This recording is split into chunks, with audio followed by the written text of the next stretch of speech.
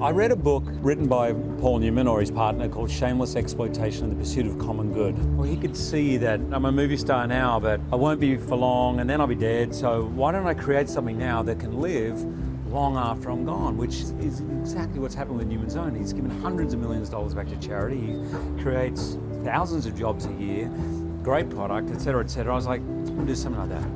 My friend told me I was thinking of getting back into coffee, and I'm a big coffee snob, so I was like, that's it. So we created this in 2011, the idea of having cafes and then hopefully moving in online to create a company that would have a foundation that would give back to the growers. How does this play out? We started with 2 cafes, but we have a loyal following, and from there we thought, how do we scale this business? So we partnered with Keurig 3 years ago. Finally, the technology's got to the point where we are the first brand ever to have recyclable K-Cup pods in America. Part of it is also trying to promote social entrepreneurship. People are more aware, they're more conscious, thankfully, in their choices. And so we, with coffee, think we may be one of the first in the space to say, all right, I get it, I'm like you, I want to wake up, I want to have a great cup of coffee. But if as I'm sipping it, a portion of what you spent is going back to that grower, fantastic. For entrepreneurs out there, what role has failure played in your life, or what advice do you give? I remember when I went into acting, I was like, the only businesses that worked were when the owner, for the first 5 years, would work 7 days a week. Basically, it was their baby.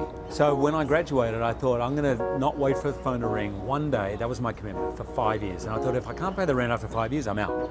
So I would say that as a basic rule. It sort of worked for me. Don't sit back, don't wait for the bank loan to come through, don't wait for people to find your product or for the advertiser to call you. Do whatever you have to do, hustle, hustle, hustle. If it hasn't worked after 4 years, keep going. If it hasn't worked after 20 years, stop immediately and stop borrowing money from your parents. No, but give it a certain period and have a plan for that 5 years. You need to be able to be accountable. So after 6 months, you should say, we're not hitting any target. We were going to open that shop 3 months ago. Why haven't we? And so you have to keep adjusting, accommodating. We started this business 7 years ago. I honestly thought we'd be where we are today probably about 3 years ago. Wow. What do you tell yourself on your worst days?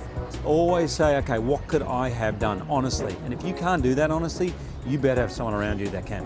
There was a point in one of my first films, I got so angry with the director. He pulled me up and was kind of saying some things to me. Basically, you're doing a bad job.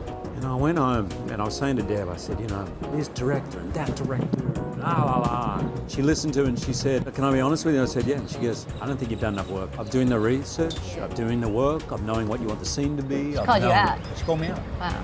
And was I partly right about the director? Sure. But actually the thing I take away from that was her going, you could have done better. Having all the success you've had, what kind of responsibility do you feel? Do you feel like a pressure? I don't see it as a pressure at all. That's how I was brought up. A portion of your money and a portion of your time should always be given to those who need it. I remember John Travolta saying to me, fame just makes you more of what you are. So he goes, Paul Newman was always a really generous, thoughtful, good guy. He became the biggest movie star of his generation, and his impact became equally incredible. So how do we distill you down? If you are famous, so you are a much bigger version of those things you already are, so what are you already? Certainly a bigger actor than I thought I would be. Who am I? Someone who's had greater opportunities than I ever thought possible. And if I can convert that into somehow expressing my gratitude and that blessing that is, I'll be happy.